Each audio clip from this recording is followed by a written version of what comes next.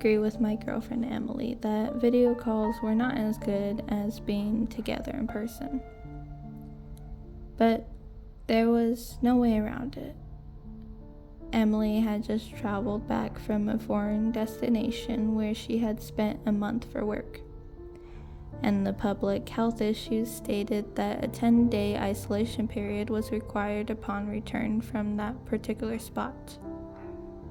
Rules were rules. I was desperate to touch her, to hold her, to feel her in my arms, and the extra 10 days seemed a cruel extension of our already month-long separation.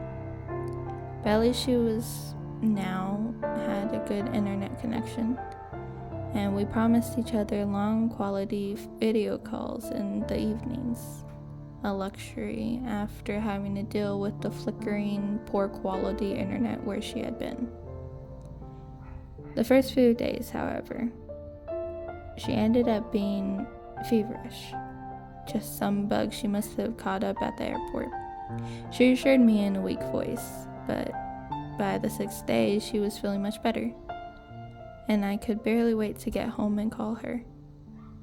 That was the highlight of my day, when I could finally unlock the door and enjoy her virtual company, without the connection dropping or colleagues interrupting or any other distraction, even online.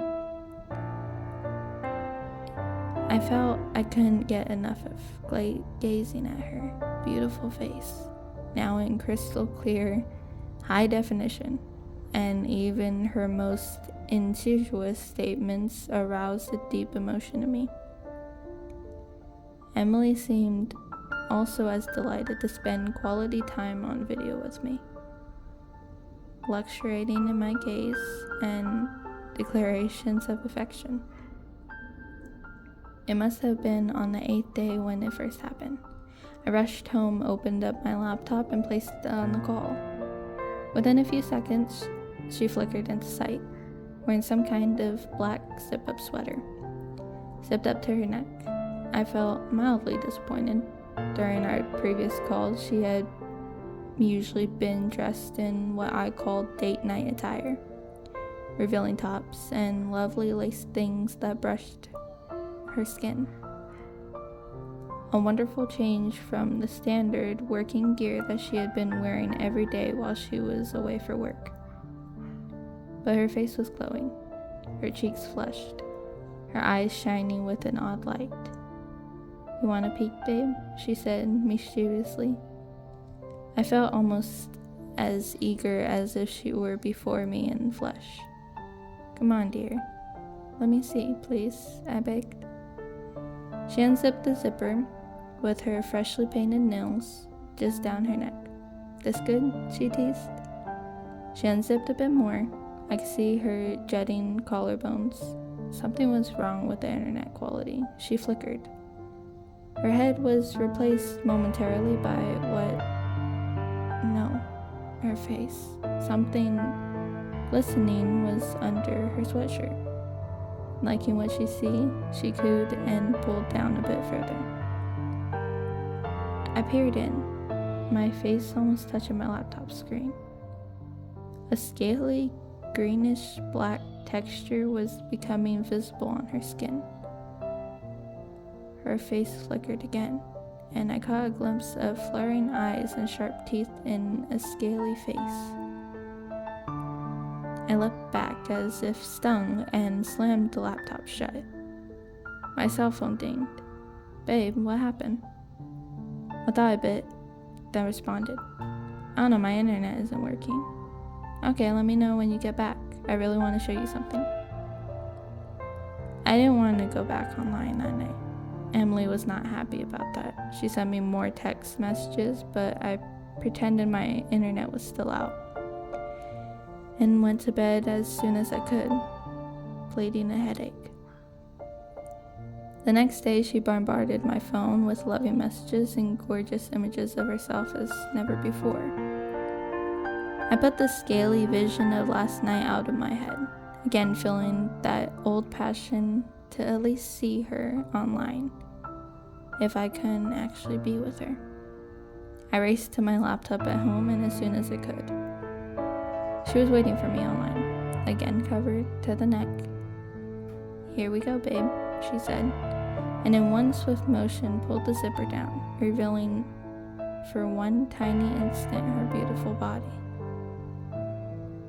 Then the image flickered, and a scaly, glistening greenish-black creature seemed superimposed on the body, with flailing yellow eyes and sharp protruding teeth. I cried out, blinked, and the creature vanished, and I was once again staring at the body and face of my beloved Emily before my laptop screen. "You like?" she asked, smiling at me expectantly, her pink soft lips curving in what I would have thought until 2 seconds ago the world's most beautiful smile. Yeah, I whispered. Did she not know what was going on? She leaned in so far, her lips almost touching the webcam. "It will be all yours very soon, my sweetheart. All yours. We will finally be together. I could barely wait for tomorrow." And she ran her tongue over her lips in what was supposed to be a seductive gesture. But her tongue was narrow and forked, and her teeth fanged. I jumped back. She frowned. "What's the matter, Melissa?" "Nothing. I can't wait." And despite myself, her suggestive movements started arousing me. And the image of what I had seen, or thought I had seen, once again receded from my mind, as I allowed myself to enjoy her virtual company. It was only when we were almost done, saying our last long, lingering goodnights to each other, that her image flickered again. And for a whole 2 seconds, while I was paralyzed with fear, I saw on the screen a scaly, glistening, greenish-black shape, with fanged teeth and flaring yellow eyes. I spent the day at work with a fog of confusion and fear. I kept trying to dismiss the terrible vision as some hacking prank gone wrong. But it was too vivid. The scales glistening and the eyes flaring too brightly for me to convince myself. The day after, she was out of isolation. "I'm coming over, babe," she texted, as soon as I got home. "Emily, you don't have to," I texted desperately. She texted back immediately. "You got a new girlfriend while I was stuck inside?" My heart sank. "Don't be ridiculous." "Okay, I'll be over in 30. Heart racing, I knew I couldn't be alone with her. Frantically, I texted, "Hey, I was going out to get coffee and meet at the usual." Barely 5 seconds passed. "You're gonna dump me, and you're too coward to do it at home. You're doing it at a coffee spot like a wuss on the first date." "I just want a coffee. I'll meet you there. Already out the door." She arrived within 5 minutes of me seating myself outside, in the small pavement patio. Despite her red, teary eyes, she looked as beautiful as ever, and the now familiar doubt of what I had seen on the screen crept in. I took her hands. "Emily," I began. She began ugly crying. "You're dumping me. I can't believe you. Started sleeping with someone else while I was away." She sobbed. Other customers furiously pretended to mind their own business, and the server discreetly stood away. "No, I swear," I said, feeling helpless. "It's just what?" She slammed her hands on the table and stopped crying. A horrible hush fell over the patio. The server rattled his tray. She leaned towards me. "Just what, asshole?" she hissed. As I stared into her eyes, I saw her pupils swim and change shape. I swear I saw them become vertical slits, suspended into a greeny blue of her eyes. I cried out in fear, jumped out from my chair and began running. I had nowhere, I just knew I had to get away. Emily slid from behind the table and in a little movement and immediately began following me. "Melissa," I heard her cry. "Please stop, I love you." Her voice was cut off by a horrible skidding brake sound, followed by a high-pitched scream. A great shout went up.